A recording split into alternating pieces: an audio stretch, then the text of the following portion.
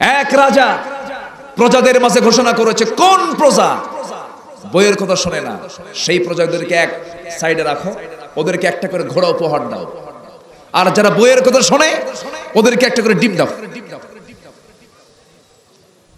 তো কিছু লোক চলে আসলো, প্রজা এসে বলতেছে, রাজা মশাই, আমি কোনোদিন আমার বইয়ের কথা শুনি নাই, যা ঘোড়া নিয়ে যা। ঘোড়া নিয়ে চলে গেছে, কালো ঘোড়া নিয়ে বাড়িতে গেছে। বউ বলে, ঘোড়া আনলা আনলা, কালো ঘোড়ার মানুষ আনে, যাও লাল ঘোড়া নিয়ে আসো। চলে গেছে দরবারে, রাজা মশাই এই ঘোড়া চলবে না। কেন? বউ বলল কালো না লালটা নিয়ে আসো। রাজা কয়, ঘোড়া থুয়ে ডিম নিয়ে যা। কি কথা কি বুঝতেছেন? রাজা এখন এই সমস্ত ফায়সালা করে চলে গেছে। রাজা চলে গেছে অন্দরমহলে, বউয়ের সঙ্গে কথা বলতে বলতে বউ বলতেছে, শোনো, তুমি যে শর্ত দিছো এই শর্তে কোনো পুরুষই পাবা না, কোনো পুরুষ পাবা না। অতএব তুমি ঘোষণা দাও, যারা বইয়ের কথা শুনে তাদেরকে ডিম না 5 কেজি করে চাউল দাও। যাও। চলে গেছে উজিরদের সাথে বসে বলতেছে, শোনো, ওই ডিম দেওয়ার পরিবর্তে 5 কেজি করে চাল দেওয়া হোক। কেন? বউ আমার এই পরামর্শ দিল। উজিররা কয়, আপনি তো বইয়ের কথা শুনলেন। তাই তো, তাহলে বইয়ের কথা শুনে নাকি? সবাই শোনে। এই জন্য মন্ত্রীর চাইতে কিন্তু বিশেষ মন্ত্রী কোন অংশ কম না। ফেরাউন আসি আলাইহিস সালাতু ওয়াস সালামকে রাজরানীর চেয়ার দিয়েছিল, সব ছিল তার, যশ সম্মান খ্যাতি সম্পদ সব ছিল। কিন্তু যখন তিনি দাওয়াত পেলেন ইমানের, প্রত্যাখ্যান করলেন না গ্রহণ করলেন? ছেড়ে দিলেন না গ্রহণ করলেন? গ্রহণ করলেন। আসি আলাইহিস সালাতু ওয়াস সালাম যখন তিনি ঘোষণা দিলেন, লা ইলাহা ইল্লাল্লাহু মুসা কালিমুল্লাহ, কালিমার ঘোষণা যখন দিয়ে দিলেন, সঙ্গে সঙ্গে ফেরাউন বলে ফেলল, আসিয়া তুমি আমার বিরুদ্ধে দাঁড়ায় গেলা, আমি তোমাকে কি দেই নাই? সবকিছু আমি তোমাকে দিয়েছি, তোমাকে আমি এই অবস্থা তুমি আমার করবে তা আমার জানা ছিল না। আমার ঘরের মধ্যে তুমি শত্রু হয়ে গেছো, তোমাকে সাবধান করে দিচ্ছি, তুমি কি করবে বলো? আসিয়া বলছেন, স্বামী গো, আমি আপনার প্রতি কোনো অভিযোগ দেব না, আমি আপনার কোন দিককে আমি খারাপ বলবো না, শুধু একটাই কালিমার দাওয়াত দিতে চাই আপনাকে। আমিও জাহান্নাম থেকে বাঁচতে চাই, আমার স্বামীকেও জাহান্নাম থেকে বাঁচাতে চাই। আমার জীবন যৌবন আমি আপনাকে দিয়ে দিয়েছি, আমি আপনাকে ভালোবাসি, কিন্তু আমি আপনাকে জাহান্নাম থেকে বাঁচানোর জন্য আপনাকে দাওয়াত দেব। আপনি আল্লাহর প্রতি ঈমান আনুন, নবীর প্রতি ঈমান আনুন। এবারে ফেরাউন বলছে, আসিয়া শোনো, এই জনপদে কারো কোনো বিধান চলবে না, এই জনপদে চলবে একমাত্র আমার বিধান। আমি হচ্ছে মানা রব্বুকুমুল আলা, সবচেয়ে বড় আইনদাতা আমি। এই আয়াতের ব্যাখ্যা এসেছে, ফেরাউন কিন্তু কোনোদিন বলে নাই আমি মানুষ বানাইছি, সাগর বানাইছি, আকাশ বানাইছি। ফেরাউন কিন্তু এই কথা বলে নাই, কিন্তু আমি যে সবচেয়ে বড় রব এই কথা ফেরাউন বলেছে। এর কারণটা হলো, ফেরাউন যে এরিয়ার নেতা ছিল, যে এরিয়ার সে শাসক ছিল, সেই এরিয়াতে সে বলেছিল কোন আইন চলবে না, কোন আল্লাহর বিধান চলবে না, কারো বিধান চলবে না, একমাত্র আমি ফেরাউন, আমার বিধান চলবে। যেরকম নাউজুবিল্লাহ। এমন ফেরাউন আজকের দুনিয়াতেও আছে না নাই? আসতে বলবেন না, আছে না নাই? আচ্ছা আমার বন্ধুগণ, আসি আলাইহিস সালাতু ওয়াস সালাম বললেন, স্বামী গো, আপনি আমাকে কি করবেন জানি না, আমার ব্যাপারে আপনি কি সিদ্ধান্ত নেবেন তাও জানি না, তবে একটা কথা আপনাকে বলবো, আপনি আমার প্রতি অত্যাচার যত বাড়ায় দিবেন, আমার ঈমানের মাত্রা তত বেড়ে যাবে। জোরে বলে সুবহানাল্লাহ। আমার ভাইয়েরা, অনেক লম্বা লম্বা কথা ছিল, সবগুলো পয়েন্ট আজকে আমাকে শেষ করতে হবে অল্প করে হলেও। সর্বশেষে সংক্ষিপ্ত করে বলছি, ফেরাউন যখন বলে ফেললো তোমাকে চূড়ান্ত আলটিমেটাম দিয়ে দিলাম, তুমি কি করবা বলো? আসিয়া বলছে, স্বামী গো, আমার মন বলছে আমি বাঁচবো না, কারণ আমার নাকের ভিতরে আমি জান্নাতের ঘ্রাণ পেতেছি। ফেরাউন, আমার মায়েরা, কোন পরিবেশ আজকে আমরা পেয়ে গেলাম, সম্পূর্ণ চেঞ্জ করে নিতে হবে, আমার টাইম মেইনটেইন করতে হবে। সমস্ত কাজ হবে কয়েকত নামাজের অধীনে, কয়েকত নামাজের অধীনে। যার নামাজের রুটিন ঠিক থেকে যাবে, যার নামাজের নিয়ম তান্ত্রিকতা ঠিক থেকে যাবে, নামাজ যার সঠিক সময়ে সুন্দরভাবে হয়ে যাবে, পৃথিবীর কোনো অনিয়ম তাকে অনিয়মে আনতে পারবে না, নামাজ তাকে কন্ট্রোল করে ফেলবে। জোরে বলি সুবহানাল্লাহ। সবার বাড়িতে মা বোন আছে না নাই? আসতে বলবেন না আছে না নাই? আছে। একজন ইমানদারের এবং একজন কাফিরের ভিতরে পার্থক্য সৃষ্টি করে দেয় হলো নামাজ। আল মুমিন আল মুমিন ওয়াল কাফ আল ফারকু বাইনাল মুমিন ওয়াল কাফির তারকুস সালাহ। একজন মুমিন এবং একজন কাফেরের মধ্যে পার্থক্য সৃষ্টি করে দেয় হলো নামাজ।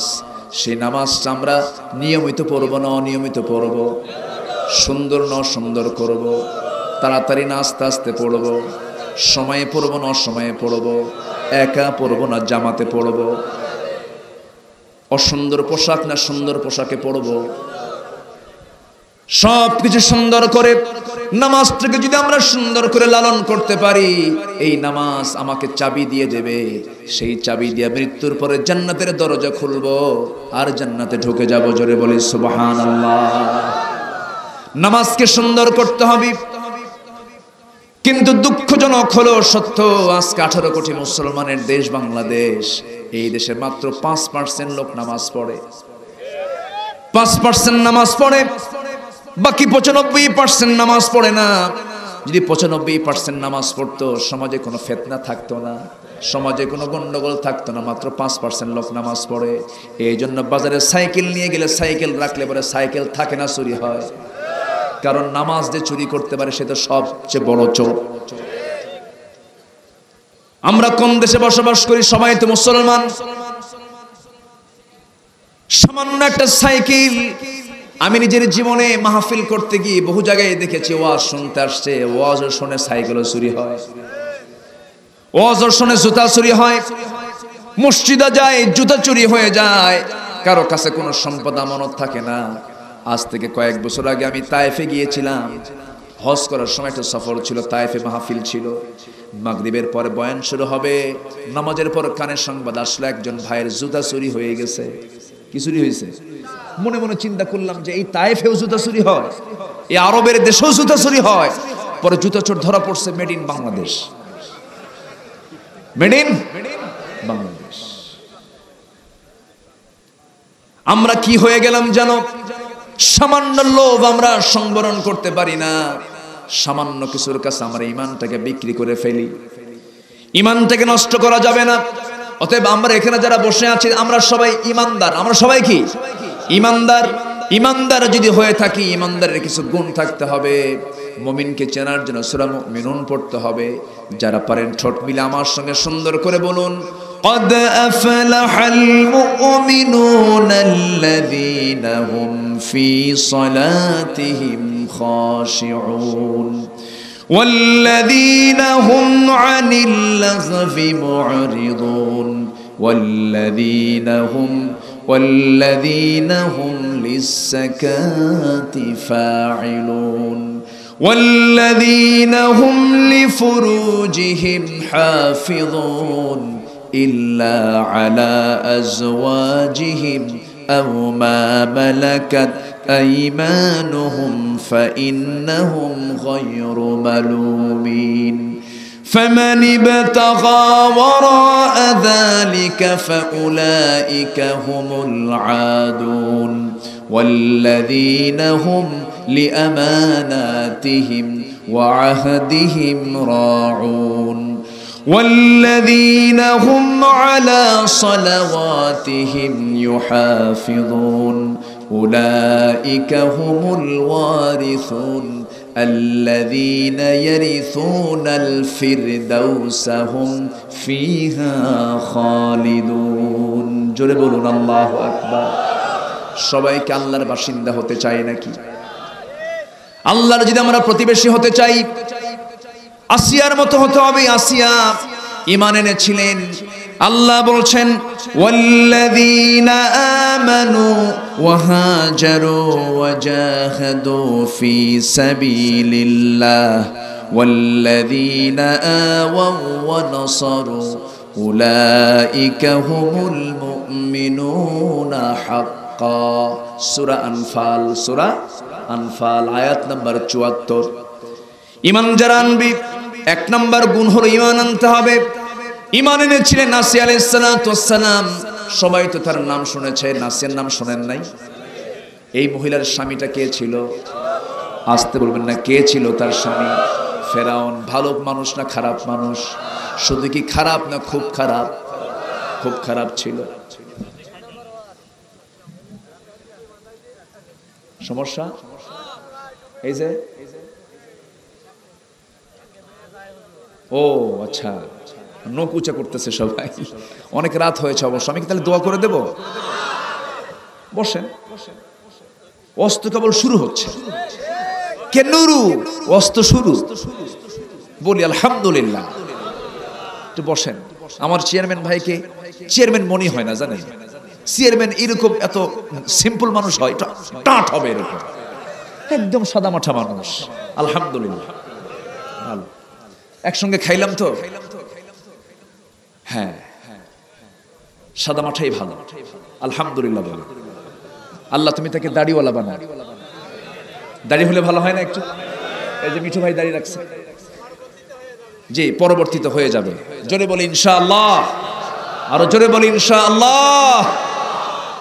জি, বসুন, কেউ উঠবেন না। তাহলে আসিয়ার স্বামী ভালো না খারাপ? কেমন খারাপ? খুব খারাপ। কিন্তু আসিয়ার ব্যক্তিগত জীবনে ছিল না। কোনদিন ফেরাউন তার বউকে মেরেছে কোনো রেকর্ড নাই। আমাদের বউ মারার রেকর্ড তো নাই। মাশাআল্লাহ, আলহামদুলিল্লাহ। খালি খারাপ কর। ফেরাউনের কিছু গুণও ছিল। আসিয়া আলাইহিস সালাতু ওয়াস সালামের সাথে ফেরাউনের কোনদিন কোনো কিছুতে টক্কর লাগে নাই। তাদের দাম্পত্যময় জীবন খুব সুখেরই ছিল। শুধু প্যাঁচ লেগেছিল একটা কারণে। সেটা কি বলেন? ঈমান। বলেন কি? বলেন বলেন বলেন বলেন। আমাদের সাইয়ের মধ্যে কি এটা নিয়ে প্যাঁচ লাগে? কি নিয়ে প্যাঁচ লাগে? হ্যাঁ বলেন, দুই একটা বলেন। হ্যাঁ, এগুলো নিয়ে কোনো গন্ডগোল হয় না। আমাদের গন্ডগোল হয় হলো বাপের বাড়ি থেকে কি আনলি, এরকম গন্ডগোল করা লোক আছে না নাই? আছে না নাই? এরকম এত নিচু জঘন্য কাজ ফেরাউন করে নাই। যৌতুকের টাকা না পাওয়ার কারণে বউকে পিটায়া বাবার বাড়ি পেঠে দেয়, এরকম কিছু বদমাইশ আছে না নাই? যৌতুক নেওয়া কি সুন্নতে মুআক্কাদা? বলেন কি? আরো জোরে, আরো জোরে, আরো জোরে। কেউ টাকা নিবেন? এই যে যারা বিয়ে করেন নাই তাদের বলতেছে, যুবকরা যারা বিয়ে করনি, তোমরা কি কেউ টাকা নিবা? যৌতুক নিবা? বুড়া চাচাও করে। বুঝলাম না, বিয়ে কি আবার করবেন নাকি? ও ছেলের জন্য বলছে। হ্যাঁ, এগুলো নেওয়া যাবে না, সম্পূর্ণ হারাম। আজকে এই ব্যাধি সমাজে এখনো আছে না? এখনো আছে না নাই? আচ্ছা, এগুলো মাথায় আনবেন না। মেয়ে হলে মন খারাপ করে, ছেলে হলে খুশি হওয়া, এটা কি ইমানদারের লক্ষণ? ছেলে হলে মশানি আলাদা, কি হয়েছে ছেলে, আর যদি হয় মেয়ে, কি হয়েছে মনে এখন হার্ট স্ট্রোক করে মরবে, আছে না? আচ্ছা, না, আমার নবী ছেলের বাপ না মেয়ের বাপ? ছেলের বাপ না মেয়ের বাপ? কখনো কি একটা বারের জন্য তিনি কি বলেছেন আল্লাহ আমার বেটা দাও? রাসূলের দোয়া জীবনে এরকম ছিল? রাসূল বলেননি কখনো যে আল্লাহ তুমি আমাকে ছেলে দাও, কখনো বলেননি। রব্বি হাবলি মিনাস সালিহিন, আল্লাহ তুমি আমাকে নেক সন্তান দাও। জোরে বলে সুবহানাল্লাহ। আমার ভাইয়েরা, ওই দিকে যাব না, আমি বলতেছিলাম আসিয়া আলাইহিস সালাতু ওয়াস সালাম তিনি এমন একজন ইমানদার ছিলেন, তার স্বামীর সঙ্গে অন্য কোনো দ্বন্দ্ব ছিল না, পারিবারিক জীবনের কোনো দ্বন্দ্ব ছিল না। দাম্পত্যময় জীবন নিয়ে কোনো ক্লেম অভিযোগ ছিল না, তারা সুখী ছিল, ভালোই ছিল। কিন্তু যখন তিনি মুসার পক্ষ থেকে যখন কালিমার দাওয়াত পেলেন, সঙ্গে সঙ্গে আসিয়া বললেন, আশহাদু আল্লা ইলাহা ইল্লাল্লাহ ওয়াহদাহু লা শারীকা লাহ। এই কথা যখন বলে ফেললেন, সঙ্গে সঙ্গে মিস্টার ফেরাউন বলে ফেলল, আসিয়া সব কিছুই তো ভালোই চলছিল, আমি তোমাকে কত সম্মান দিয়ে দিলাম, আমি তোমাকে রাজরানীর মর্যাদা দিয়েছি, মন্ত্রী বড় না মিসেস মন্ত্রী বড়? বলেন কে বড়? চেয়ারম্যান বড় না চেয়ারম্যানের বউ বড়? বউ তো কোন অংশ কম না, মন খারাপ করেন না। কারণ চেয়ারম্যান বইয়ের কথা শোনে কিনা কন? আস্তে কন। আপনি শোনেন না? আরে আমিও শুনি তো, ভালো করে বলেন না কেন? বইয়ের কথা শোনে না কে? সবাই শোনে। এক রাজা প্রজাদের মাঝে ঘোষণা করেছে, কোন প্রজা বইয়ের কথা শোনে না সেই প্রজাদেরকে এক সাইডে রাখো, ওদেরকে একটা করে ঘোড়া উপহার দাও, আর যারা বইয়ের কথা শোনে ওদেরকে একটা করে ডিম দাও।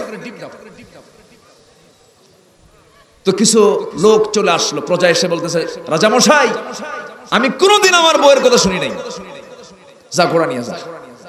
ঘোড়া নিয়ে চলে গেছে, কালো ঘোড়া নিয়ে বাড়িতে গেছে। বউ বলে, ঘোড়া আনলাম না, কালো ঘোড়া আর মানুষ আনে, যাও লাল ঘোড়া নিয়ে আসো। চলে গেছে দরবারে, রাজা মশাই এই ঘোড়া চলবে না। কেন? বউ বলল কালো না লালটা নিয়ে আসো। রাজা কয়, ঘোড়া থুয়ে ডিম নিয়ে যা। কি কথা কি বুঝতেছেন? রাজা এখন এই সমস্ত ফায়সালা করে চলে গেছে। রাজা চলে গেছে অন্দরমহলে, বউয়ের সঙ্গে কথা বলতে বলতে বউ বলতেছে, শোনো, তুমি যে শর্ত দিছো এই শর্তে কোনো পুরুষই পাবা না, কোনো পুরুষ পাবা না। অতএব তুমি ঘোষণা দাও, যারা বইয়ের কথা শুনে তাদেরকে ডিম না 5 কেজি করে চাউল দাও। যাও। চলে গেছে উজিরদের সাথে বসে বলতেছে, শোনো, ওই ডিম দেওয়ার পরিবর্তে 5 কেজি করে চাল দেওয়া হোক। কেন? বউ আমার এই পরামর্শ দিল। উজিররা কয়, আপনি তো বইয়ের কথা শুনলেন। তাই তো, তাহলে বইয়ের কথা শুনে নাকি? সবাই শোনে। এই জন্য মন্ত্রীর চাইতে কিন্তু মিসেস মন্ত্রী কোন অংশ কম না। ফেরাউন আসিয়া আলাইহিস সালাতু ওয়াস সালামকে রাজরানীর চেয়ার দিয়েছিল, সব ছিল তার, যশ সম্মান খ্যাতি সম্পদ সব ছিল। কিন্তু যখন তিনি দাওয়াত পেলেন ইমানের, প্রত্যাখ্যান করলেন না গ্রহণ করলেন? ছেড়ে দিলেন না গ্রহণ করলেন? গ্রহণ করলেন। আসিয়া আলাইহিস সালাতু ওয়াস সালাম যখন তিনি ঘোষণা দিলেন, লা ইলাহা ইল্লাল্লাহু মুসা কালিমুল্লাহ, কালিমার ঘোষণা যখন দিয়ে দিলেন, সঙ্গে সঙ্গে ফেরাউন বলে ফেলল, আসিয়া তুমি আমার বিরুদ্ধে দাঁড়ায় গেলা, আমি তোমাকে কি দেই নাই? সবকিছু আমি তোমাকে দিয়েছি, তোমাকে আমি এই অবস্থা তুমি আমার করবে তা আমার জানা ছিল না। আমার ঘরের মধ্যে তুমি শত্রু হয়ে গেছো, তোমাকে সাবধান করে দিচ্ছি, তুমি কি করবে বলো? আসিয়া বলছেন, স্বামী গো, আমি আপনার প্রতি কোনো অভিযোগ দেব না, আমি আপনার কোনো দিককে আমি খারাপ বলবো না, শুধু একটাই কালিমার দাওয়াত দিতে চাই আপনাকে। আমিও জাহান্নাম থেকে বাঁচতে চাই, আমার স্বামীকেও জাহান্নাম থেকে বাঁচাতে চাই। আমার জীবন যৌবন আমি আপনাকে দিয়ে দিয়েছি, আমি আপনাকে ভালোবাসি, কিন্তু আমি আপনাকে জাহান্নাম থেকে বাঁচানোর জন্য আপনাকে দাওয়াত দেব। আপনি আল্লাহর প্রতি ঈমান আনুন, নবীর প্রতি ঈমান আনুন। এবারে ফেরাউন বলছে, আসিয়া শোনো, এই জনপদে কারো কোনো বিধান চলবে না, এই জনপদে চলবে একমাত্র আমার বিধান। আমি হচ্ছে মানা রব্বুকুমুল আলা, সবচেয়ে বড় আইনদাতা আমি। এই আয়াতের ব্যাখ্যা এসেছে, ফেরাউন কিন্তু কোনোদিন বলে নাই আমি মানুষ বানাইছি, সাগর বানাইছি, আকাশ বানাইছি। ফেরাউন কিন্তু এই কথা বলে নাই, কিন্তু আমি যে সবচেয়ে বড় রব এই কথা ফেরাউন বলেছে। এর কারণটা হলো, ফেরাউন যে এরিয়ার নেতা ছিল, যে এরিয়ার সে শাসক ছিল, সেই এরিয়াতে সে বলেছিল কোন আইন চলবে না, কোন আল্লাহর বিধান চলবে না, কারো বিধান চলবে না, একমাত্র আমি ফেরাউন, আমার বিধান চলবে। যেরকম নাউজুবিল্লাহ। এমন ফেরাউন আজকের দুনিয়াতেও আছে না নাই? আসতে বলবেন না, আছে না নাই? আচ্ছা, আমার বন্ধুগণ, আসিয়া আলাইহিস সালাতু ওয়াস সালাম বললেন, স্বামী গো, আপনি আমাকে কি করবেন জানি না, আমার ব্যাপারে আপনি কি সিদ্ধান্ত নেবেন তাও জানি না, তবে একটা কথা আপনাকে বলবো, আপনি আমার প্রতি অত্যাচার যত বাড়ায় দিবেন আমার ঈমানের মাত্রা তত বেড়ে যাবে। জোরে বলে সুবহানাল্লাহ। আমার ভাইয়েরা, অনেক লম্বা লম্বা কথা ছিল, সবগুলো পয়েন্ট আজকে আমাকে শেষ করতে হবে অল্প করে হলেও। সর্বশেষে সংক্ষিপ্ত করে বলছি, ফেরাউন যখন বলে ফেললো তোমাকে চূড়ান্ত আলটিমেটাম দিয়ে দিলাম, তুমি কি করবা বলো? আসিয়া বলছে, স্বামী গো, আমার মন বলছে আমি বাঁচবো না, কারণ আমার নাকের ভিতরে আমি জান্নাতের ঘ্রাণ পেতেছি। ফেরাউন করলো কি, হামানকে সাথে নিয়ে জরুরি বৈঠকে বসলো।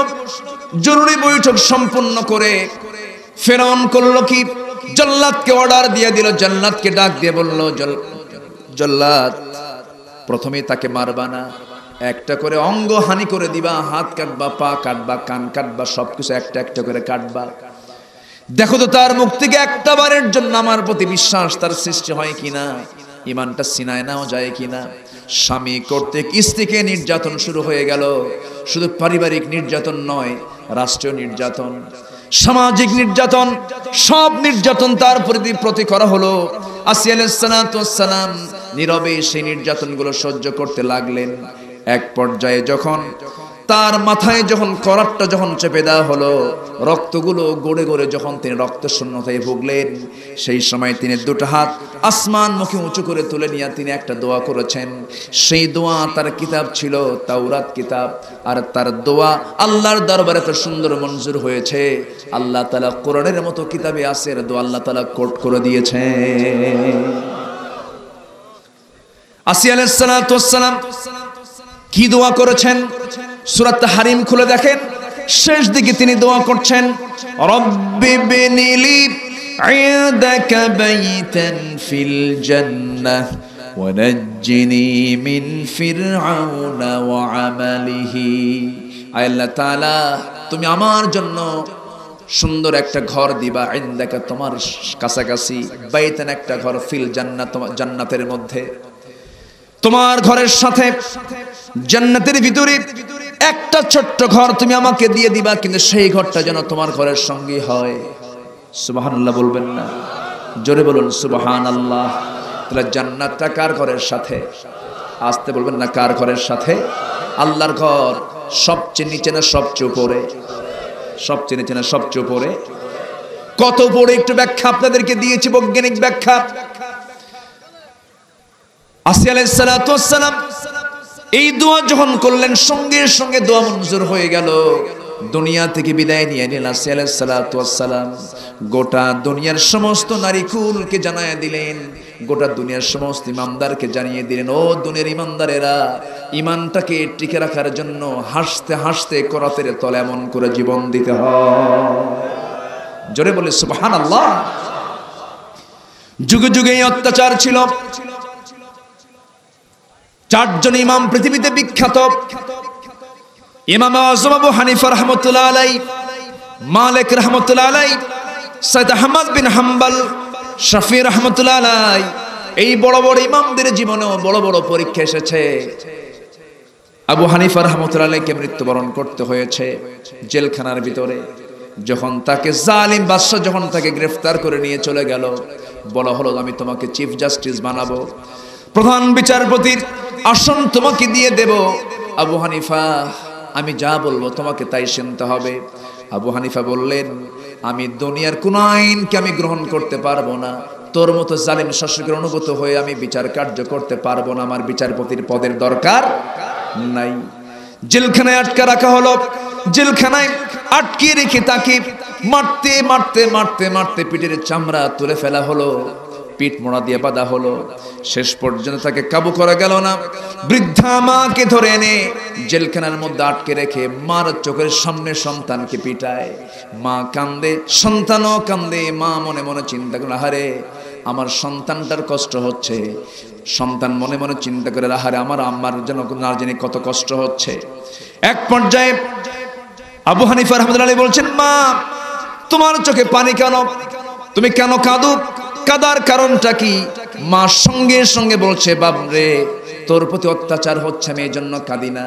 আমার কান্না করার কারণ হলো তোর প্রতি যে অমানবিক নির্যাতনগুলো চলতেছে, না জানি তুই জালিম বাদশার তুই সমস্ত কথা যেন মেনে নেস, না জানি তুই মাথা নত করিস, না যেন তুই ইমানটা হারা হয়ে যাস। আমি তো এটা চাবো না, আমি চাবো তুই মার খেতে খেতে নির্যাতন সইতে সইতে এক পর্যায়ে তুই দুনিয়া থেকে বিদায় নিয়ে নিবি। আর তুই দুনিয়া থেকে শহীদ হয়ে বিদায় হলে আমি শহীদের মা হওয়ার গৌরব অর্জন করে আল্লাহর সামনে হাজির হতে পারবো। জোরে করুন সুবহানাল্লাহ।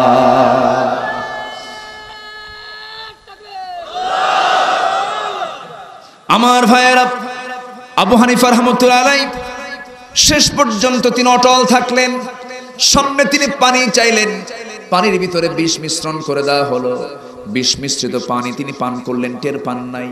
নারী ভরে সব পড়ে গেল, তিনি দুনিয়া থেকে বিদায় নিলেন। বাতিলদের কাছে মাথা নত করেন নাই। ইমাম মালিককে মারতে মারতে পিঠের চামড়া তুলে দেওয়া হয়েছিল। সৈয়দ আহমদ বিন হাম্বলকে মারতে মারতে রক্তাক্ত করে ফেলা দেওয়া হয়েছিল। আমার বন্ধুগণ, যুগে যুগে সাহাবায়ে কেরাম, আম্বিয়ায়ে কেরাম সবার জীবনে এমন নজির আছে না নাই? বলেন, আসতে বলবেন না আছে না নাই? আমি ঈমান আনলাম, আমার জীবনে এমন কোন সিচুয়েশন আসলো না এই ঈমানের কাজ করতে গিয়া, হিজরতের কাজ করতে গিয়া, জিহাদের কাজ করতে গিয়া খোদ আমার নবীজি পর্যন্ত রক্ত ঝরিয়েছেন জিহাদের ময়দানে। জানেন না সবাই? জিহাদের ময়দানে তিনি খোদ নিজেও রক্ত ঝরিয়েছেন। যে নবী রাস্তায় হাঁটলে পরে আল্লাহ তাআলা আকাশে সূর্যের নিচে এক খণ্ড মেঘ দিয়ে রাখতেন, যেন নবীজিকে যেন সূর্যের তাপ যেন না নিতে হয়। আল্লাহ তাআলা আমার রাসূলকে এত সম্মান দিয়েছেন, আরশ আজিমের মেহমান পর্যন্ত তাকে বানানো হয়েছে। গোটা জগতের জন্য তাকে রহমতের নবী করে দুনিয়াতে পাঠানো হয়েছে। সেই নবীজি মক্কার যখন বাসিন্দা ছিলেন, সেই সময় মক্কার মানুষগুলো আমার রাসূলকে ফুল দিয়া তাকে অভ্যর্থনা দিয়েছে। না পাথর দিয়া? ফুল না পাথর দিয়া? পাথর দিয়া। তায়েফে রাসূল যখন দাওয়াত দিতে গেছেন, ফুল পেয়েছেন না পাথর পেয়েছেন? এমন পাথর পেয়েছেন, তারা বাছাই করে করে চোকা পাথর, নবীকে মারার জন্য চোকা পাথরগুলো নবীজির মাথা থেকে পা পর্যন্ত মেরে মেরে রক্তাক্ত করে দিয়েছে। মাথা রক্তগুলো গড়ে গড়ে পায়ের তলা পর্যন্ত জমা হয়ে গেছে। জুতার তলার সঙ্গে পায়ের তলার জমাট বেঁধে গেছে। নবীজি মুখ থুবড়ে পড়ে গেছেন। সবাই ভেবেছে মুহাম্মদ বিন আব্দুল্লাহ বুঝি মারা গেছে। আমার নবীজির কিছুক্ষণ পর সেন্স ফিরল, পায়ের দিকে তাকায় দেখেন জুতার টান দেওয়া যায় না। টান মেরে মেরে জুতাটা পার তলা থেকে খসায় নিলেন। এমন রক্তাক্ত অবস্থা দেখে আল্লাহ পাক বলছেন, আমার হাবিবের কাছে চলে যাও জিবরাইল, আজকে আমার রাসূল যা বলবেন আমি তাই শুনবো। জিবরাইল আমিন চলে আসলেন, বললেন, ইয়া রাসূলুল্লাহ, ইয়া হাবিবাল্লাহ, ফেরেশতারা অস্থির হয়ে গেছে, আপনি যা বলবেন আজকে তাই হয়ে যাবে। রাসূল বলছেন, জিবরাইল, আমি লানত দেব না, মুসার মতো অন্য নবীর মতো আমি লানত দেব না। এই তায়েববাসী বোঝেনে আমাকে মেরেছে, আল্লাহ তুমি এই তায়েববাসীকে হেদায়েত দিয়ে দাও। তায়েববাসীর জন্য তিনি দোয়া করে আসলেন। আমি নিজে তায়েফের ময়দান ঘুরে ফিরে দেখেছি, সবচেয়ে বেশি পরিমাণ ফল যে এলাকায় উৎপন্ন হয়, যে এলাকায় ঝাউ গাছ ছাড়া, কাটা গাছ ছাড়া কিছুই হতো না, নবীজির দোয়ার ফসল এত তায়েফে ফল হয়। গোটা পৃথিবীর প্রত্যেকটা জায়গায় তায়েফের ফল পৌঁছে যায়। জোরে বলে সুবহানাল্লাহ। নবীজি মার খেলেন, সেই জায়গা থেকে কোনো মতো উঠে এইদিক সেদিক তাকায়া আমার নবীজি একটা দৌড় মারলেন। সেই অত্যাচারের হাত থেকে বাঁচার জন্য একটা দৌড় মারলেন। দৌড় মারতে মারতে ক্লান্ত দেহ, 3 দিন 3 রাত খান নাই, পেটে কোনো খাবার যায় নাই। সামনে একটা আঙ্গুর বাগান দেখলেন। আঙ্গুর বাগান দেখা মাত্রই সোজা আঙ্গুর বাগানের মধ্যে ঢুকে গেলেন। আঙ্গুর বাগানের একজন কেয়ারটেকার খ্রিস্টান যুবক রাসূলকে দেখে দৌড় মেরে এসে দেখে রাসূল চিত হয়ে পড়ে আছে। রাসূলকে দেখে মাত্রই মনে মনে তারা দয়া হলো, মায়া হলো। এত সুন্দর চেহারার মানুষ জীবনে তো কোনোদিন দেখি নাই। প্রত্যেক পয়গম্বরকে আল্লাহ পাক 2টা করে গুণ দিয়েছেন, সুন্দর চেহারা এবং সবচেয়ে বেশি শক্তি। জিসমি শক্তি দিয়েছেন, সুন্দর চেহারা দিয়েছেন, সুরত দিয়েছেন এবং শক্তি দিয়েছেন। আমার নবীজির এমন সুন্দর চেহারা এসে অস্থির হয়ে গেল। করল কি, আঙ্গুর বাগান থেকে কয়েকটা আঙ্গুর পেরে নিয়া হাতের মধ্যে চিপে চিপে মুঠি 1 গ্লাস আঙ্গুরের রস প্রস্তুত করে নবীর সামনে দিয়ে বলতেছে, যুবক এই যে আঙ্গুরের রস তোমাকে দিলাম, তুমি একটু পান করো। যে পরিমাণ রক্ত ঝরেছে তোমার দেহ থেকে, এই আঙ্গুরের রস না পান করলে তুমি মরেও যেতে পারো। নবী আঙ্গুরের রস হাতের মধ্যে নিয়ে নিলেন, মুস্কি একটা হাসি দিলেন, বিসমিল্লাহ বলে সেবন করলেন। বিসমিল্লাহ বলে সেবন করে মুখে তার একটু কথা বের হতে লাগলো। 3 দিনের না খাওয়া, 3 রাত তিনি খান নাই। মুস্কি একখান হাসি মেরে যুবকের দিকে তাকায় বলতেছে, যুবক তোমার নাম তো আদ্দাস, তাই না? সঙ্গে সঙ্গে আদ্দাস আশ্চর্য হয়ে বলে, এই লোকটার সঙ্গে আমার কোনোদিন দেখা হলো না, কথা হলো না, আমাকে সে চিনলো কেমনে? সঙ্গে সঙ্গে রাসূল বলছেন, আদ্দাস কি চিন্তা করো, তোমার গ্রামের বাড়ির নাম হলো নিনুয়া, নিনুয়াতে তোমার জন্ম।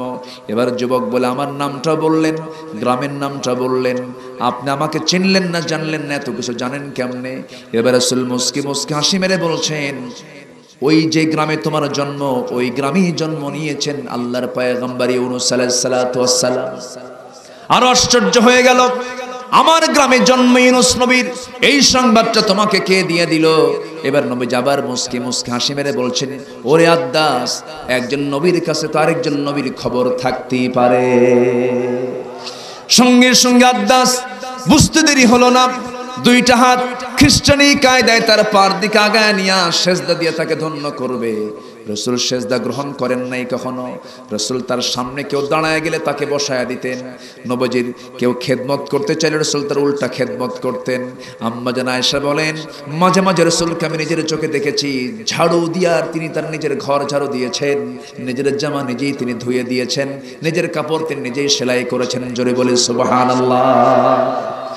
আমার নবীজি সঙ্গে সঙ্গে যুবকের 2টা হাত ধরে শক্ত করে বুকের সঙ্গে বুক লাগায়া দিয়ে বলছেন, ও আদ্দাস, এই মস্তক কারোর সামনে নয়, এই মস্তক একমাত্র সঁপিয়ে দিতে হবে কার সামনে?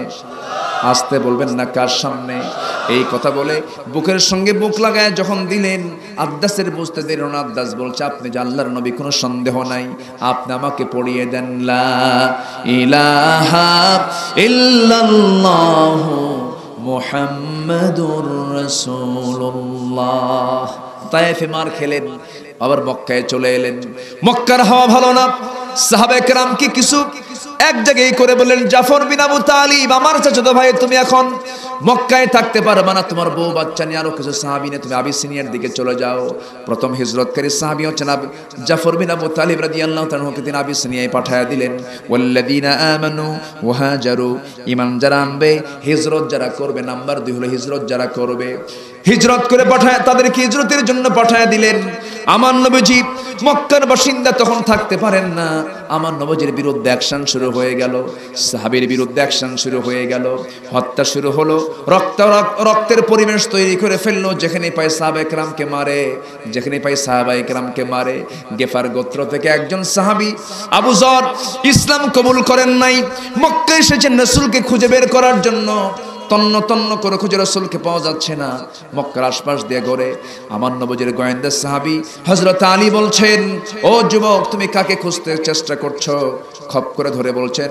সঙ্গে সঙ্গে যুবক বলে, মুহাম্মদ বিন আব্দুল্লাহর দরবার কোথায়? সাইয়েদনা আলী বলছেন, ওরে আবু যর, যা বলেছো বলেছো, এই কথার দ্বিতীয়বার মুখে আনতে যেও না। যদি তার একমাত্র কোনো ক্রমে যদি তোমার সংবাদটা জেনে যায়, তোমাকে মেরেও ফেলতে পারে। তুমি যদি মুহাম্মাদের সঙ্গে দেখা করতে চাও, আমি সামনে সামনে যাব, তুমি আমাকে পিছে পিছে ফলো করবে। যদি সামনে কোনো বিপদ লক্ষ্য করি, জুতা ঠিক করার ভান করে আমি বসে যাব, তুমি সামনের দিকে চলতেই থাকবে। কোনো ক্রমে কাফেরদেরকে টের পাওয়া দেওয়া যাবে না, কাফেররা যেন না টের পায়। এরকম করে করে নবীর সামনে যখন হাজির হয়ে গেছে, রাসূলের সুন্দর চেহারা দেখে আবু যর বলে ফেলছেন, এত সুন্দর চেহারার মানুষ তো আল্লাহর নবী ছাড়া কেউ হতে পারে না। কালেমা পড়ে মুসলমান হয়ে গেলেন আবু যর। রাসূল বললেন, শোনো আবু যর, ইসলাম তো কবুল করেছো, এই সংবাদ যেন মক্কা শহরের অলিগলিতে কেউ না জানে, জানলে তোমাকে মেরে ফেলবে। সোজা তুমি গেফার গোত্রে চলে যাও, তোমার গোত্রের মাঝে দাওয়াতি কাজ করো।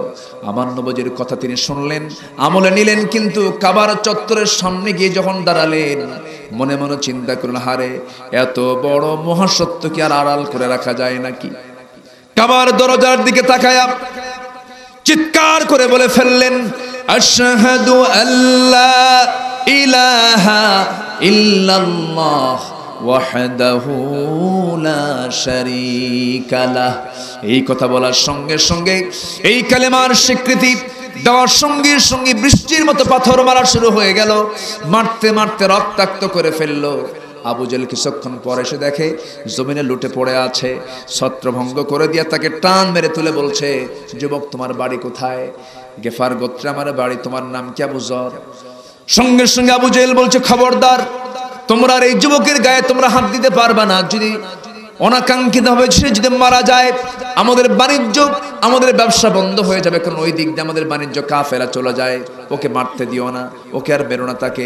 ওই অবস্থায়, আহত অবস্থায় যখন তাকে মুক্ত করা হলো, দীর্ঘদিন পর রাসূল যখন সুযোগ পেলেন, সুযোগ বুঝে একদিন বলছেন, আবু যর, তোমাকে মানা করেছিলাম, রাসূলকে মেরে ফেলতে হবে, রাসূলকে দুনিয়া থেকে বিদায় করতে হবে।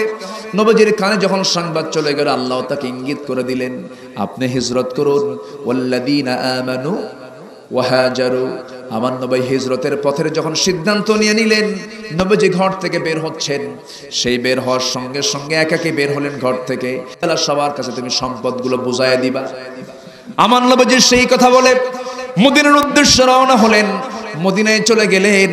মদিনায় যাওয়ার পর সেই জায়গায় ইহুদিদের সাথে তিনি যোগ সাজস করে একটা চুক্তি করে সেই জায়গায় ছোট্ট একটা নগর রাষ্ট্র গড়ে তুললেন। ভালোই চলছিল, শিশু ইসলাম সামনের দিকে এগিয়ে যাচ্ছিল। কিন্তু আবু জেহেলের কোনো ঘুম নাই। আবু জেহেল মনে মনে চিন্তা করলো, না না, মুহাম্মদ সেখানে শক্তি সঞ্চয় করবে, আমরা সেখানে গিয়ে আমরা আক্রমণ করব, আমরা তাকে দুনিয়া থেকে বিদায় করে দেব। 1 বছরের মাথায় নবীজির কানে যখন সংবাদ চলে গেল, প্রথমবার সেই সময় রোজা ফরজ হয়েছে। দ্বিতীয় হিজরতে যখন রোজা ফরজ হয়ে গেল, সাহাবীরা 16টা রোজা রেখেছেন। কয়টা বলেন? আসতে বলবেন না, কয়টা? 16টা রোজা রেখেছেন। মক্কা থেকে মদিনা হিজরত করেছেন। কারো বউ ছাড়া, কারো ছেলে ছাড়া, কারো মেয়ে ছাড়া। কেউ সম্পদ ছেড়েছেন, ব্যবসা ছেড়েছেন, খেজুর বাগান ছেড়েছেন, বাড়ি ছেড়ে দিয়েছেন। সব কিছু ছেড়ে দিয়া নবীর সাথে মদিনায় চলে গেছেন। সাহাবীরা ফকিরের মতো হয়ে গেছেন। একজন সাহাবীর দিকে তাকিয়ে রাসূল একদিন কাঁদতে কাঁদতে অস্থির হয়ে যাচ্ছেন। সেই সাহাবীর নাম হচ্ছে আব্দুর রহমান ইবনে আউফ। রাসূল তাকে দেখে বলছেন, আব্দুর রহমান, কোটি কোটি টাকার ব্যবসা তোমার ছিল, সব ছেড়ে দিয়ে তুমি মদিনায় হিজরত করে আসছো। তোমাকে দেখে আমার চোখে পানি চলে আসছে। তোমার কি কষ্ট হচ্ছে না? আব্দুর রহমান ইবনে আউফ বলছেন, ইয়া রাসূলুল্লাহ, সব ছেড়ে দিয়েছে, কিন্তু আমি আমার আল্লাহ এবং রাসূলকে পেয়েছি। জোরে কোন সুবহানাল্লাহ। রাসূল বলছেন, ওরে আব্দুর রহমান ইবনে আউফ, সব ছেড়ে দিয়েছো ভালো কথা, তুমি কি জানো আবু জেহেল তোমার বিশাল বড় বাড়িটা দখল করে ফেলেছে? আব্দুর রহমান ইবনে আউফ বলছেন, ইয়া রাসূলুল্লাহ, আবু জেহেল দখল করেছে আমার বাড়ি, আর আমি দখল করেছি জান্নাতের বাড়ি। জোরে কোন সুবহানাল্লাহ, আর জোরে কোন সুবহানাল্লাহ। আমার নবীজি মদিনায় থাকলেন। 1 বছর এই রোজা যখন ফরজ হয়ে গেল, 16টা রোজা সাহাবায়ে কেরাম পালন করেছেন। এমত অবস্থায় নবীর এখানে সংবাদ চলে এলো, আবু জেহেল 1000 সৈন্য নিয়া, অস্ত্র নিয়া, অশ্বারোহী হয়ে সোজা তারা লোহিত সাগরের পাশ দিয়ে ঘেসে ঘেসে বদর নামক প্রান্তর পর্যন্ত চলে আসছে। আমার নবীর মদিনা থেকে সোজা 80 মাইল দূরে। ওই দিক থেকে কাফেররা চলে আসছে প্রায় 400 মাইল অতিক্রম করে। নবীর এখানে সংবাদ চলে গেল। রাসূল বলেন, সাহাবীরা রে, ও আমার সাহাবীরা, তোমরা কে কে আমার সঙ্গে যাইতে প্রস্তুত? সাহাবীরা বলছেন, লাব্বাইক ইয়া রাসূলুল্লাহ, বাড়ি ছাড়ছি, ঘর ছাড়ছি, সব কিছু ছাড়ছি, হিজরত করেছি। এখন আপনি যা অর্ডার করবেন সম্পূর্ণ অর্ডার আমরা মাথা পেতে মেনে নেব। কি বলতে চান আপনি বলুন? রাসূল বলছেন, সাহাবীরা, আবু জেহেল তার সমস্ত বাহিনী নিয়ে বদর নামক প্রান্তরে হাজিরা দিয়েছে, তোমরা কি করবে? সাহাবায়ে কেরামদের হাতে অস্ত্র নাই, তারা খেজুর গাছের ডালটা অস্ত্র বানায় নিলেন। বোথা বোথা অস্ত্রগুলো হাতের মধ্যে নিয়ে রাসূলকে বলছেন, ইয়া রাসূলুল্লাহ, রোজার মাস, রোজাটা রেখে আমরা যুদ্ধ করব। রাসূল বলছেন, না না, যুদ্ধের ময়দানে শক্তির দরকার আছে না নাই? আচ্ছা, তোমরা রোজা ভেঙে ফেলে দাও। কিছু কিছু সাহাবী রোজা রাখতেছেন। এবার রাসূল করলেন কি, সবার সামনে তিনি গ্লাসের মধ্যে তিনি পানি নিয়া, সবার সামনে দিনের বেলা রোজার মধ্যে তিনি 17তম রমজানে তিনি ফরজ রোজাটা ভেঙে ফেললেন। ফরজ রোজা ভাঙ্গার সঙ্গে সঙ্গে সাহাবায়ে কেরাম ভেঙে ফেললেন, যুদ্ধের প্রস্তুতি নিয়ে নিলেন। এর মধ্যে ছোট্ট ছোট্ট বাচ্চারা অংশগ্রহণ করেছেন। যুদ্ধ শুরু হয়ে গেছে। সেই যুদ্ধের ময়দানে আমার নবীজি সবার পিছনে, সবার আগে, আস্তে করে, সবার পিছনে সবার আগে সবচেয়ে বেশি জিহাদের ময়দানে ভূমিকা পালন করেছেন মুহাম্মদ সাল্লাল্লাহু মুহাম্মদ সাল্লাল্লাহু আলাইহি ওয়াসাল্লাম। তবে বদর প্রান্তরে সবচেয়ে বেশি ভূমিকা পালন করেছেন সাইয়্যিদুশ শুহাদা আমির হামজা রাদিয়াল্লাহু তাআলা আনহু। তিনি একা 32 জন কাফেরকে বিদায় করে দিয়েছেন। আল্লাহু আকবার বলেন। আমির হামজা রাদিয়াল্লাহু তাআলা আনহু এমন শক্ত করে যুদ্ধ শুরু করে দিলেন, কাফেরদের ভিতরে ত্রাস সৃষ্টি হয়ে গেল। মুসলমানদের বিজয়টা যখন হয়ে গেল, বদর পাড়ি হয়ে গেল, মুসলমানরা বিজয়ী বেশে মদিনার দিকে রওনা করলেন। 14 জন সাহাবী শাহাদাত বরণ করলেন। 14 জনের 13 জন যুদ্ধের ময়দানে মারা গেছেন, শহীদ হয়ে গেছেন। নবীজি তাদেরকে বলেন, এই বদরের প্রান্তরে তাদেরকে তোমরা দাফন করে দাও। এখনো সেই কবর আছে না নাই বলেন? আসতে বলবেন না আছে না নাই? আরেকজন সাহাবী রক্তাক্ত হয়েছিলেন। আমার নবীজি বললেন সাহাবীকে, আমাদের সঙ্গে করে নিয়ে চলো, আমরা মদিনার দিকে চলে যাই। মদিনার পথে আসার মাঝে মাস পথে তিনি মারা গেলেন। নবীজি কাঁদতে কাঁদতে বলছেন, সাহাবীরা, আমার এই ক্ষত বিক্ষত রক্তাক্ত সাহাবী শাহাদাত বরণ করেছে, আমরা লাশ মদিনার দিকে নেব না। ওই যে 2 পাহাড় আছে, 2 পাহাড়ের চেয়ে তোমরা কবরটা খনন করো, জানাজা দিয়া আমরা তার দাফনটা এখানে সম্পূর্ণ করে দেব। আমার নবীজি মদিনায় ফিরে আসলেন। 1 বছর যেতে না যেতেই আবার আবু জেহেল মারা গেছে, উতবা মারা গেছে, শাইবা মারা গেছে। এই সমস্ত বড় বড় কাট্টা কাফের যখন মারা গেল, তাদের সন্তানরা তাদের পিতৃ হত্যার প্রতিশোধ নেবার জন্য মক্কার প্রান্তর থেকে আবার রওনা করলে। এবার 3000 সৈন্য নিয়া নবীর এখানে সংবাদ চলে গেল। রাসূল বলেন, সাহাবীরা, ওরা তো রওনা দিয়েছে, বদর উহুদ প্রান্তর পর্যন্ত চলে আসছে। এর আগে ছিল মদিনা থেকে 80 মাইল দূরে, এবার হলো মদিনা থেকে মাত্র 3 মাইল দূরে। মদিনা থেকে কয় মাইল দূরে? 3 মাইল দূরে। উহুদের প্রান্তরে যখন তারা প্রস্তুতি নিয়ে নিচ্ছিল, আমার নবীজি বলছেন, সাহাবীরা কে কে আছো? 1000 সৈন্য জড়ো করলেন। মাস পথে এসে মুনাফিকরা বলল, ওদের সৈন্য সংখ্যা 3000, আমাদের 1000, আমরা যাব না। সঙ্গে সঙ্গে রাসূল বলেন, মুনাফিকরা সব চিহ্নিত হয়ে যাও, সব তোমরা বের হয়ে যাও। যে মুনাফিকরা নবীর পিছনে নামাজ পড়েছে, নবীর কাছে তারা বায়াত নিয়েছে, সব কিছু করেছে, মুনাফিকদেরকে চেনার জন্য নামাজে চেনা গেল না, কিন্তু জায়গা মতো জিহাদে চেনা গেছে। ঠিক কি না? এজন্য ঈমান এনেছি শুধু না, হিজরতের চিন্তা মাথায় থাকতে হবে। ওয়াল্লাযীনা আমানু ওয়া হাজারু ওয়া জাহাদু। নাম্বার 3 হলো জিহাদ করতে হবে কার পথে? আসতে বলবেন না, কার পথে? নবীজির সিরাত থেকে শিক্ষা নেওয়ার দরকার আছে না নাই? আচ্ছা, উহুদের প্রান্তরে রাসূল বললেন, মুনাফিকরা তারা আউট হয়ে যাও, আমি রাসূল জিহাদের ময়দানের প্রস্তুতি নিচ্ছি। আল্লাহু আকবার বলুন।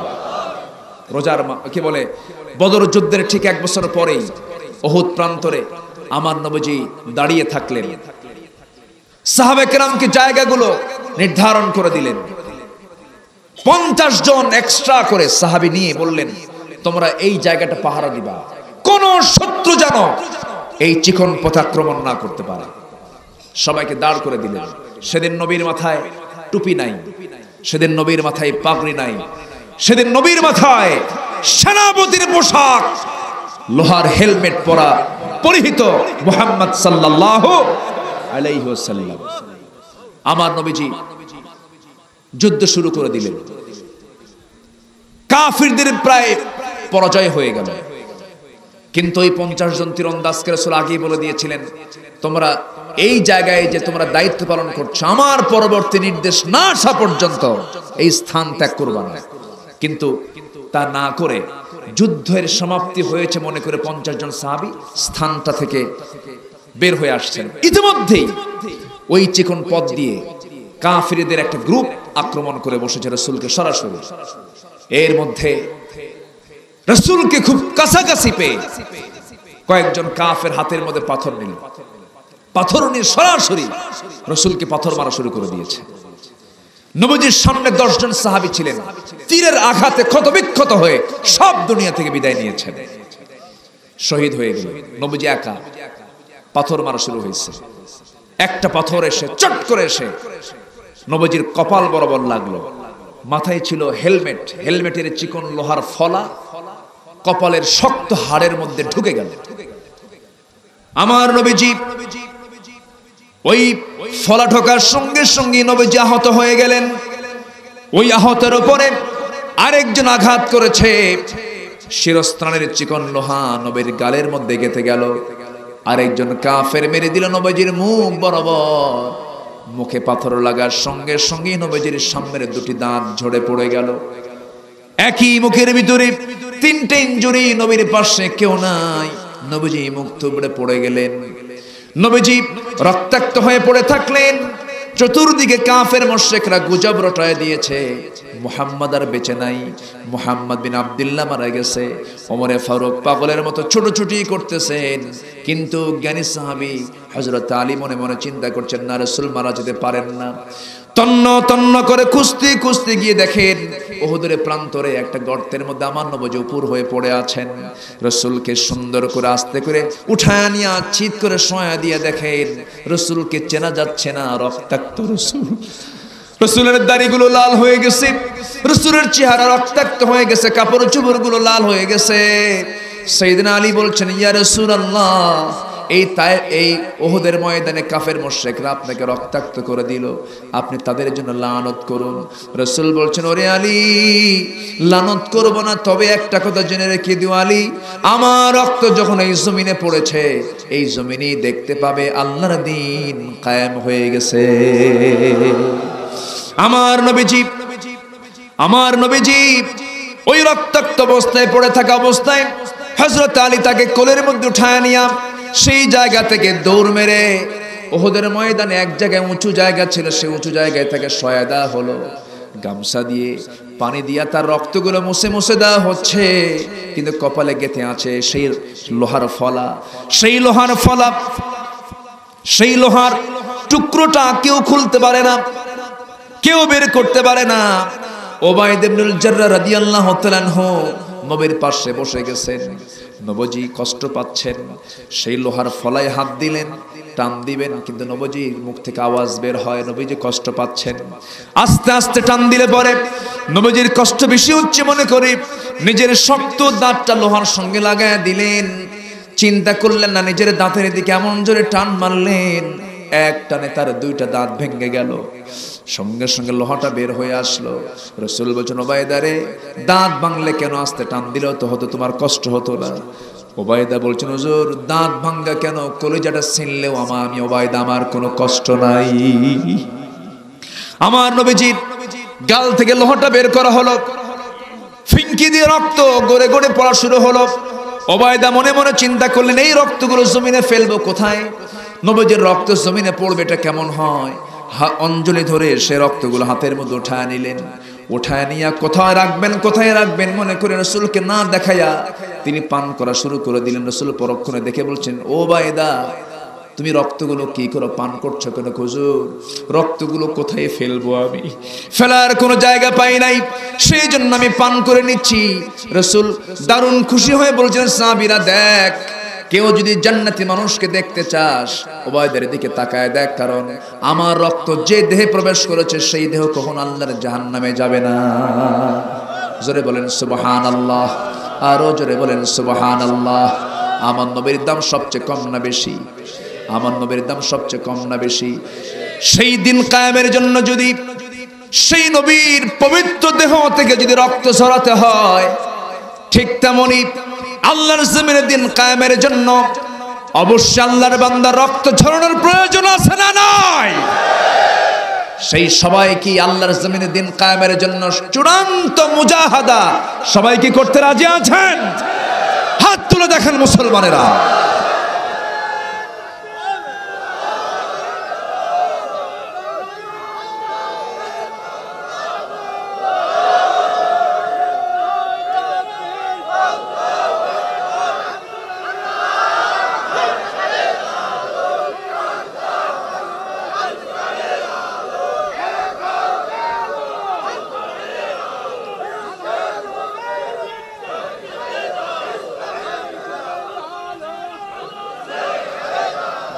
আল্লাহ তুমি সবার হাতকে কবুল করো, জোরে বলে আমিন, আরো জোরে আমিন।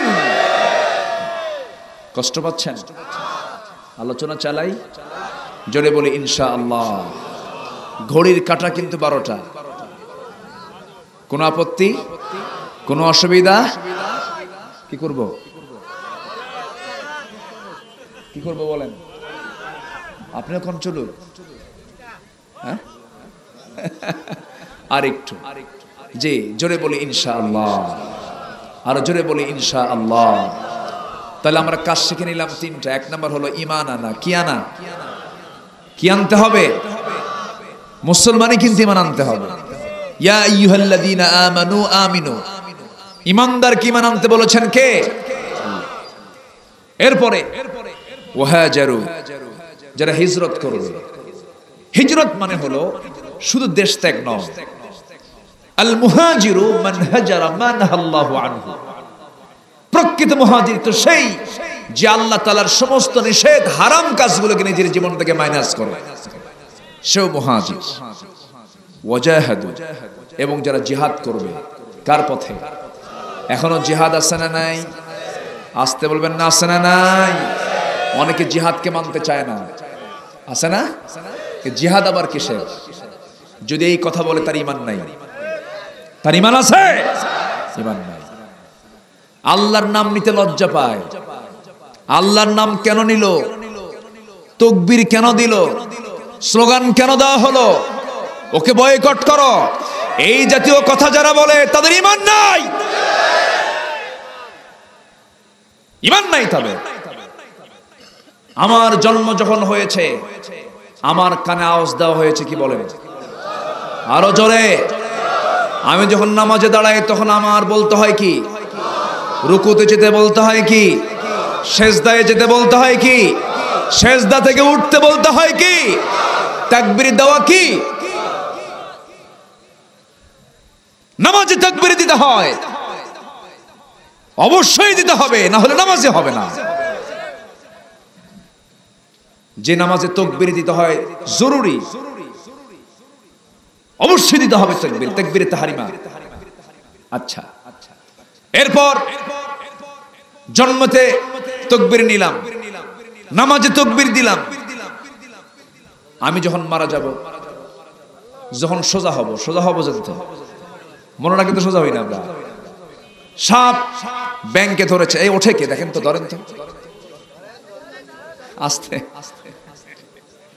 মুরব্বী তো, অনেক রাত হয়েছে না, একটু মানে ধাক্কা দিলাম কেন, নতুন করে যেন কেউ না ওঠে।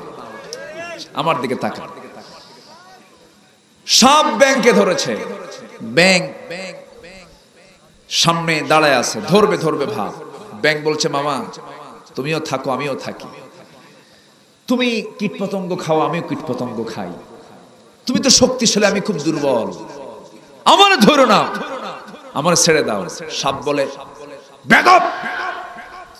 এই কথা বলি খপ করে ব্যাংকে ধরে যখন মুখের মধ্যে নিয়েছে, ব্যাংক সহজেই পেটের মধ্যে যেতে চায়, কি করে? ডাকাটা কি করে? কে আসো, কে আসো? সলিমুদ্দিন, সলিমুদ্দিন আসো, আদম সন্তান আসো। যখন তার গ্যাঙর গ্যাঙর আওয়াজ সলিমুদ্দির কানে যায়, তখন সলিমুদ্দিন হাতে কি নেয়? কি নেয়? কাকে মারার জন্য? জালেমকে না মাজলুমকে? বলেন, জালেমকে না মাজলুমকে? জালেমকে। কারণ শক্তিশালী যাও। সপ্ত ব্যাংকেতে ব্যস্ত। পেছন থেকে সলিমুদ্দিনের একটা বাড়ি যখন তার গ্রীবায় পড়ে, ঘাড়ে যখন পড়ে, সঙ্গে সঙ্গে ব্যাংকটা লাফ মেরে সামনের দিকে পড়ে গেছে। সামনের দিকে লাফ মেরে দাঁড়ায়া সাপের এই চিত্র দেখে বলতেছে, মামা ঠিক তো হইতে কইছিলাম, মামা ঠিক তো হইলেই, কিন্তু মরার পরে সোজা হব না, মরার আগে আমরা সোজা হব। জোরে বলি ইনশাআল্লাহ। ওয়ালা তামুতুন্না ইল্লা ওয়া আনতুম মুসলিমুন, মুসলমান হয়ে মরবো আমরা। জোরে বলি ইনশাআল্লাহ।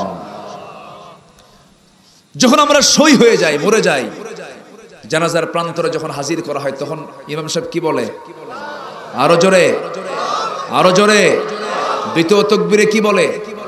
আরো জোরে। তৃতীয়বার কি বলে? চতুর্থবার কি বলে? আল্লাহু আকবার। তাহলে জন্মে আল্লাহু আকবার, নামাজে আল্লাহু আকবার, মৃত্যুর পরে আল্লাহু আকবার, সমাজে আল্লাহু আকবার বলতে তোমার কোথায় কষ্ট হয়? অতএব থামেন। অতএব যারা নারায়ে তাকবীরের স্লোগান দিতে আপত্তি জানায়, আমি আমার ভাষায় বলতে চাই, ওদের জানাজা না দিয়া কুকুর বিড়ালের মতো বিদায় করা দরকার। ঠিক কিনা? তোমারে বানাইছে যিনি, তার নাম নিতে লজ্জা করো, থাপড়ায় সোজা করা দরকার। বেদব আল্লাহ তুমি সবাইকে বুঝ দাও। সবার যেই দল করতে গিয়ে আল্লাহর নাম নেওয়া যাবে না, যে স্লোগান, যে দলে আল্লাহর নামের স্লোগান নাই সেই দল করাই হারাম। ঠিক কিনা? কষ্ট হচ্ছে, কেউ তো স্লোগান দেন না। দেন স্লোগান।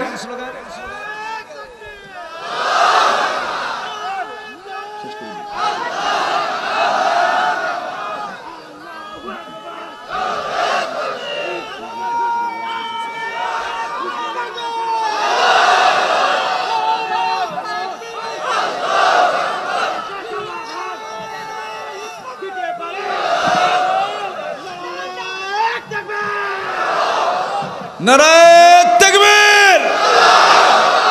আল কোরআনের আলো, কোরআন হাদিস যেখানে, সব সমস্যার সমাধান। আলেম ওলামা যেখানে, চোর ডাকাত যেখানে।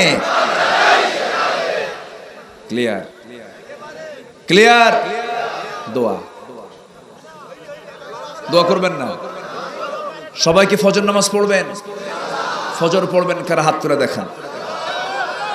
জোরে বলি ইয়া আল্লাহ, আমাদেরকে ফজর, যোহর, আসর, মাগরিব, ইশা 5 ওয়াক্ত সালাত জামাতের সাথে আদায় করার তৌফিক তুমি আল্লাহ দিয়া দাও।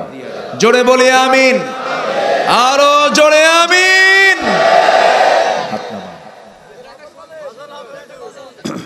গজল আবার কি এই ওয়াজের শেষে আবার শুনবেন? বাড়ি যাবেন না? বাড়িও যাবেন না? তাহলে থাকেন, আমি যাই। খুব ভালো। হ্যাঁ, ফজর নামাজ। বসেন। এই কই যান? বসেন। আল্লাহু আকবার। চুয়াডাঙ্গা তো খুব ভালো মানুষ আপনারা, বলি আলহামদুলিল্লাহ। আপনাদের সামনে আমার ওয়াজ করতে খুব ভয় লাগে। কিসের জন্য জানেন? আপনাদের ভাষা আমার চেয়ে সুন্দর, আলহামদুলিল্লাহ। এই যে মিঠু ভাই যখন কথা বলে মনে হয় এত সুন্দর ভাষা হয়, এত সুন্দর একটা টান মারেন আপনারা, সেই টান মারলে মনে হয় কি দয়া মায়া। আলহামদুলিল্লাহ। নোয়াখালীর টান তো আরো সুন্দর, তাই না? হ্যাঁ, হ্যাঁ, ভাষার রাজা হচ্ছেন আপনারা। আমার নবীজি ছিলেন আরবি ভাষীদের মধ্যে সবচাইতে শুদ্ধ ভাষায় কথা বলনে ওয়ালা একজন মানুষ। রাসূলের মুখে কখনো আঞ্চলিক একটা শব্দ নবীর মুখ থেকে বের হয়নি। নাহনু আফসাহুল আরব, রাসূল বলতেন আমি হলাম আরবের সবচেয়ে শুদ্ধ ভাষী মানুষ। আপনিও বুক উঁচু করে বলতে পারবেন আমি হলাম বাংলা ভাষার ভিতরে সবচেয়ে শুদ্ধ বাংলা ভাষী একজন মানুষ। আমি বলতে পারবো না, আপনি বলতে পারবেন, কারণ মার পেট থেকে আপনি শুদ্ধ ভাষা নিয়ে এসেছেন। বলি আলহামদুলিল্লাহ। এটাই হচ্ছে মেহেরপুর, চুয়াডাঙ্গা। কুষ্টিয়া তো সমস্যা আছে, আছে না? কুষ্টিয়ার মধ্যে পাবনা ঠকে নাই? গেদা কি বাসাও, এরকম আছে না নাই? বলেন ভাত খাইছাও, এরকম আছে না নাই? ওই পাংশা রাজবাড়ি ওইদিকে পদ্মার পাড়ের সাথে পাবনার একটা প্যাঁচ লাগছে, আছে না নাই? আছে। কিন্তু এইদিকে কোনো প্যাঁচ লাগে না, এইদিকে একদম সম্পূর্ণ একদম সহি বইয়ের ভাষা। আলহামদুলিল্লাহ, খুব সুন্দর। যাক, আর দেরি না, নামাজের দিকে তাকিয়ে ইসলামী গজল শুনবেন আপনারা? আমি পারি, তাই? আচ্ছা, কি শোনাবো বলেন তো? হ্যাঁ, ধৈর্য ধারণ করার শক্তি দাও গো মেহেরবান, আমায় দাও গো মেহেরবান। বুকের ভেতর ব্যথার নদী বইছে অবিরাম, বইছে বইছে অবিরাম। আধার আমার আলো দিয়ে কানায় কানায় দাও ভরিয়ে, আধার আমার আলো দিয়ে কানায় কানায় দাও ভরিয়ে, অন্তর জোড়ে দাও গো প্রভু, অন্তর জোড়ে দাও গো প্রভু। ভোরের পাখির গান, বুকের ভেতর ব্যথার নদী বইছে অবিরাম, বইছে বইছে অবিরাম। ফাগুন কেড়ে নেয়া চৈত্র আষাঢ় করে দাও, গাছে গাছালির শীতল ছায়ায় জীবন ভরে দাও, আমার জীবন ভরে দাও। আমার ধুধু মরুর দেশে দাও গো জোয়ার ভাটার শেষে, আমার ধুধু মরুর দেশে দাও গো জোয়ার ভাটার শেষে। পারাবারের বাউরি বাতাস, পারাবারের বাউরি বাতাস আমায় করো দান।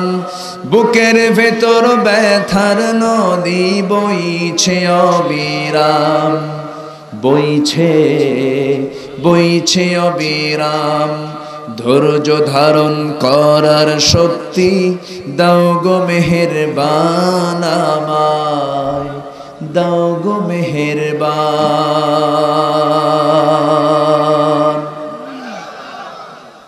আপনি কি রাগ করলেন নাকি? আপনি তো বসেন, আমরা দোয়া করি, আল্লাহর কাছে চাবো। এখানে এতগুলো প্রশ্ন, এই প্রশ্নের উত্তর দিতে তো ফজর হয়ে যাবে। হ্যাঁ, প্রশ্ন তো আমার দেশে কয়েকটা থাকে। ফরজ নামাজের পরে মোনাজাত, এই যে শেষ, মানে খুব জরুরি। আচ্ছা,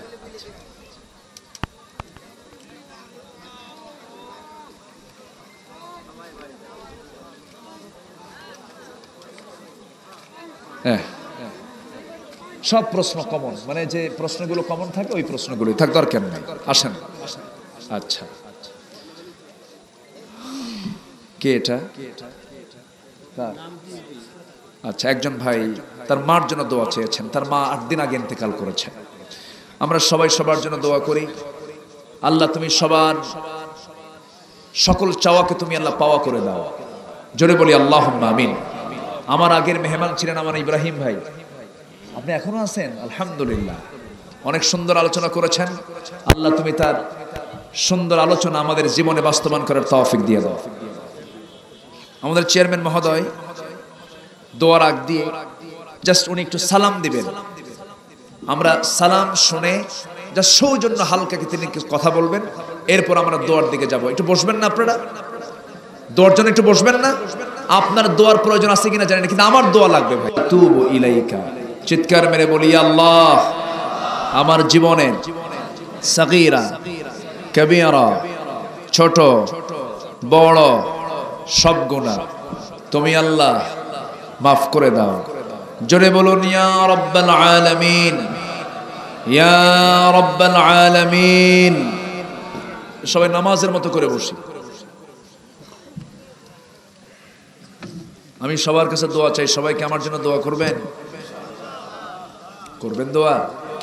আমিও দোয়া করি, আল্লাহ তুমি আমাদের এই সম্পর্ক হাসর পর্যন্ত গড়িয়ে দাও। জোরে বলি আল্লাহুম্মা আমিন। যে আশাবাদ কামনা করছি আমার মিঠু ভাইয়ের জন্য, আমি দোয়া চাচ্ছি সবার কাছে। আমার মিঠু ভাইকে তুমি আল্লাহ কবুল করে নাও। চেয়ারম্যান মহোদয়ের জন্য দোয়া চাই, আল্লাহ তুমি তাকে দ্বীনের জন্য কবুল করে নাও। সবার জন্য মেম্বার সাহেব, কিন্তু মানে এখানে তো চেয়ারম্যান মনে হচ্ছে মেম্বার সাহেবকে, তাই না? আমি এটা খাইতে নিয়েও বলছি যে মুরব্বী উনি বেশি মুরব্বী, তাই না? জি, তো ঠিক আছে, আমরা আল্লাহর কাছে চাবো আল্লাহ যেন আমাদের সকলের জিন্দেগির গুনাহগুলোকে মাফ করে দেন। তো এখানে মাননীয় এমপি মহোদয় তিনি সালাম জানিয়েছেন এবং তিনি দোয়া চেয়েছেন, তার জন্য আমরা দোয়া করি। আল্লাহ তুমি তার নেক মাকসুদকে তুমি আল্লাহ কবুল করে নাও। আসুন আমরা আল্লাহর কাছে চাবো, আল্লাহুম্মা আমিন। রব্বানা যালামনা আনফুসানা ওয়া ইল্লাম তাগফির লানা ওয়া তারহামনা লানাকুনান্না মিনাল খাসিরিন। রব্বানা লা তুযিগ কুলুবানা বা'দা ইদ হাদাইতানা ওয়া হাব লানা মিন লাদুনকা রাহমাতান ইন্নাকা আনতাল ওয়াহ্হাব। গফিরাত নিঝুম রাত ঝিমানো রাত্রিতে হাজার হাজার মুসলমান নরনারীকে নিয়ে তোমার কালাম থেকে যৎকিঞ্চিত কিছু কথা বলেছি, গুনার বোঝা মাথায় নিয়ে কাঙ্গাল ভিখারির মতো দুটো হাত পেতে আছে। আল্লাহ, গুনার দিকে নজর দিও না, বান্দা মনে করে তামাম জীবনের গুনাহগুলোকে মাফ করে দাও। জনম দুঃখিনী মা, প্রসব বেদনা সহ্যকারিণী মা যারা চলে গেলেন, জিন্দেগির গুনাহগুলো মাফ করে দাও, কবরগুলোকে জান্নাতের টুকরা বানায়া দাও। অনেক আলোচনা শেষ করে বাড়ি ফিরব, বউকে দেখবো, ছেলে মেয়েকে দেখবো, ভাই বোনকে দেখবো, কিন্তু মার ঘরের দিকে উকি মেরে দেখবো ঘর আছে কিন্তু ঘরের মালিকটা নাই। মা চলে গেছেন কবরে, বাবা কবরস্থ হয়েছেন। দুনিয়ার সব খবর জানা যায়, দেখা যায়, শোনা যায়, কিন্তু ঘরের কোণে কবরে শুয়ে আছে মা, সেই খবর পৃথিবীর কোনো মানুষের কাছে জানা নাই। সে আব্বা আম্মা যারা চলে গেল, জিন্দেগির গুনাহগুলো মাফ করে দাও, কবরগুলোকে জান্নাতের টুকরা বানায়া দাও। আয় আল্লাহ তাআলা, আব্বা আম্মার জন্য কি দোয়া করতে হয় তাও শিখিয়ে দিয়েছো। চক্ষু বন্ধ করুন, হাত একটু উঁচু করুন, আল্লাহর শেখানো দোয়া পড়ে কণ্ঠে যত আওয়াজ আছে চিৎকার মেরে আমার সঙ্গে ঠোঁট মিলিয়ে মিলিয়ে আওয়াজ দিয়ে সবাই বলুন, রব্বিরহামহুমা কামা রব্বায়ানি সগীরা, রব্বিরহামহুমা কামা রব্বায়ানি সগীরা, রব্বিরহামহুমা কামা রব্বায়ানি সগীরা। ও আল্লাহ, বিশেষ করে এই মাহফিলের আয়োজন যারা করলেন, শোনার জন্য দূর দূরান্ত থেকে যারা আসলেন, বিনিময়ে কিয়ামতের কঠিন ময়দান, যেদিন কেউ কাউকে চিনবে না, এমনকি মা সন্তানকে পর্যন্ত স্বীকার করে, যেদিন মানুষ কাঁদতে কাঁদতে চোখের পানিগুলো পড়ে যাবে, চোখ থেকে রক্ত বের হওয়া শুরু হয়ে যাবে, সেই কঠিন মুসিবতের দিন ও আল্লাহ মাহফিল সবার জন্য জান্নাতের মাধ্যম বানায় দিও আল্লাহ। আল্লাহ তাআলা, গোয়ালমারির প্রত্যেকটা ঘরকে তুমি ইসলামের দুর্গ বানায়া দাও। ঘরে ঘরে আয়েশা, সুমাইয়া, খাদিজার মতো মা পয়দা করে দাও। আল্লাহ তাআলা, ঘরে ঘরে আব্দুল্লাহ বিন রাওহার মতো, জাফরের মতো এই সমস্ত মারদে মুজাহিদ তুমি আল্লাহ ঘরে ঘরে পয়দা করে দাও। আল্লাহ তাআলা, চেয়ারম্যান মহোদয়ের জন্য দোয়া করে তুমি তার খেদমতকে কবুল করে নাও। কিছু ভাইকে তুমি আল্লাহ কবুল করে নাও, গোলাম রাখবে তুমি তাকে কবুল করে নাও। সবার নাম তো আমার জানা নাই, যারা যা চাওয়া তুমি আল্লাহ পাওয়া করে দাও। আমার পূর্ববর্তী মেহমান আমার ইব্রাহিম ভাইকে তুমি আল্লাহ কবুল করে নাও। ও আল্লাহ, এই দুনিয়াতে আসার তো সিরিয়াল ছিল, যাওয়ার তো কোনো সিরিয়াল থাকে না, কোনদিন মরবো জানি না, মরতেই যখন হবে তুমি আল্লাহ শহীদ কপালে জুতায় দিও। ও আল্লাহ, চোখের সামনে দেখতে পেলাম কত বন্ধুর মৃত্যু, দাদা গেছে, দাদি গেছে, নানা গেছে, নানি গেছে, আমি একদিন চলে যাব। ও আল্লাহ, এত বাস্তব একটা বিষয় মৃত্যু, মেহরবানি করে ডান হাতে আমলনামা না আসা পর্যন্ত আমাদের মরণ দিবা না। আয় আল্লাহ তাআলা, পৃথিবীর মুসলমানদের উপরে তোমার খাস রহমত নাজিল করো। মুসলিম উম্মার জন্য ওমরের মতো একটা নেতা তুমি আল্লাহ পাঠায় দাও। ও আল্লাহ, কোন দিন দুনিয়া থেকে বিদায় হবো জানি না, তোমার পছন্দের বান্দার কাতারে আমাদের নামটা একটু লিখিত করে দিও আল্লাহ, লিপিবদ্ধ করে দিও আল্লাহ।